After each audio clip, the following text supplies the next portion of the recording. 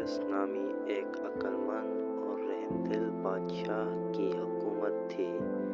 اس کے دور حکومت میں خوشحالی، اتحاد اور اپنے لوگوں کے ساتھ گہرا تعلق تھا۔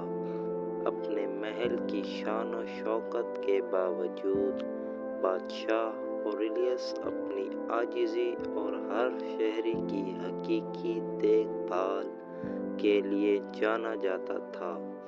اوریلیس اپنے والد کنگ سیڈرک کے اچانک انتقال کے بعد تخت پر بیٹھا۔ بادشاہی انتشار کا شکار تھی اور بہت سے لوگوں کو نوجوان شہزادے کی قیادت کرنے کی صلاحیت پر شک تھا۔ تاہم اوریلیس نے اپنے مرحوم والد کی تعلیمات سے رہنمائی کرتے ہوئے اپنی ذمہ داریوں کو فضل کے ساتھ قبول کیا۔ ان کے دور حکومت کے ابتدائی سال مشکل تھے، کیونکہ انہیں بیرونی خطرات اور اندرونی اختلاف کا سامنا تھا۔ پھر بھی بادشاہ اوریلیس نے سفارت کاری اور انصاف پسندی کے ساتھ پیچیدگیوں کو دور کیا۔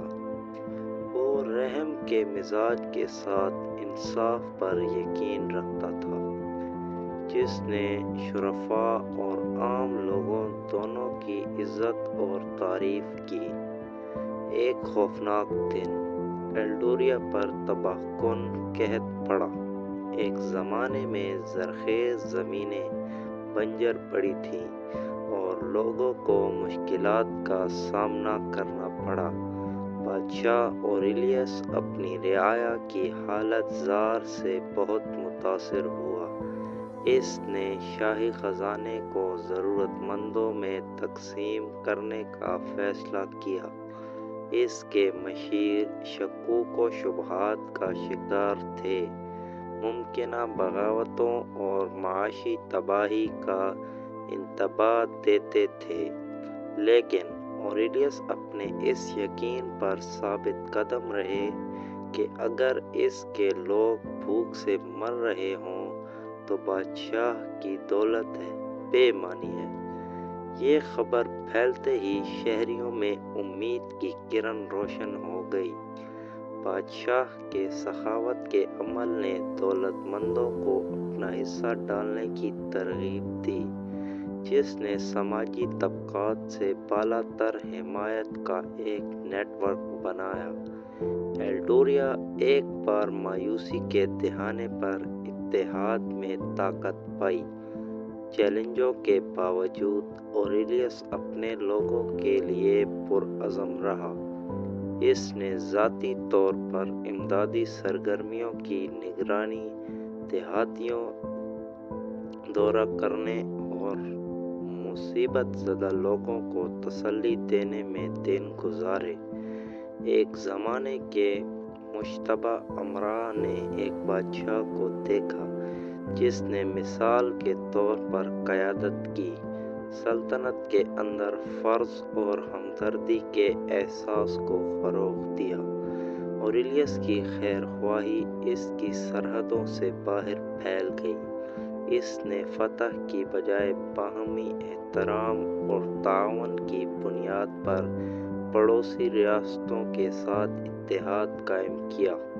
ایلڈوریا ایک ہنگامہ خیز دنیا میں امن کی روشنی بن گیا، اور بادشاہ کی شہرت ایک عقلمند اور انصاف پسند حکمران کے طور پر دور دور تک پھیل گئی۔ اپنے دور حکومت کے گودولی میں جیسا کہ اوریلیس بوڑھا ہوا، اس نے اپنے سب سے بڑے چیلنج کا سامنا کیا۔ ایک مہلک بیماری نے اسے ہڑپ کرنے کی دھمکی دی، پھر بھی وہ اٹل عزم کے ساتھ حکومت کرتا رہا۔ یہ جانتے ہوئے کہ اس کا وقت محدود تھا، اوریلیس نے ایلڈوریا کے خوشحال مستقبل کو محفوظ بنانے پر توجہ مرکوز کی۔ ان کے انتقال کے دن مملکت نے نہ صرف ایک عقلمند بادشاہ بلکہ ایک ہمدرد رہنما کا ماتم کیا، جس نے اپنے لوگوں کے دلوں کو چھو لیا تھا۔